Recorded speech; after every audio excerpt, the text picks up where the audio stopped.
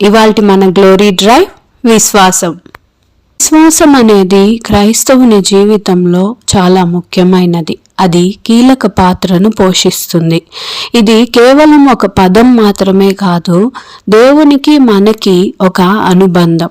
ఏదైతే మన జీవితంలో ఒక పని కావచ్చు, ఒక అవసరం కావచ్చు, స్పిరిచువల్ లైఫ్కి సంబంధించిన సహాయం కావచ్చు, ఏదైనా సరే ఆయన మనకు తోడుగా ఉంటే మనం దాన్ని పొందుకోగలం, జయించగలం అనే మాట మన మనసులో దృఢంగా బలపడడానికి కావాల్సినది విశ్వాసం.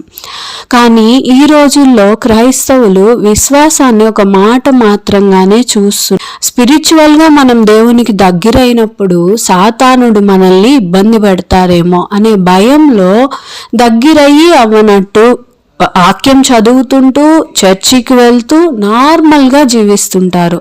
అటువంటి జీవితం ఒక వ్యర్థమైన జీవితమే.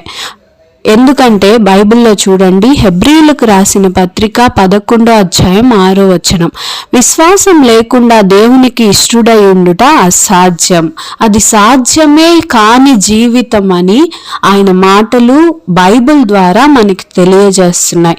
చూడండి, ఏ విశ్వాసంతో యెహోషువ సూర్య చంద్రులను సైతం ఆపగలిగాడు, ఏ విశ్వాసంతో కాలేబు అమాలేకుల్ని జయించగలిగారు, ఏ విశ్వాసంతో రక్తస్రావం కలిగిన స్త్రీ 12 సంవత్సరాల నుంచి బాధపడుతూ, అప్పుడు ఇటువంటి డాక్టర్స్ ఇటువంటి మెడికేషన్స్ కూడా లేవు, ఆమె రోగాన్ని జయించగలిగింది. విశ్వాసం మాత్రమే ఒక సాధారణమైన వ్యక్తిని కూడా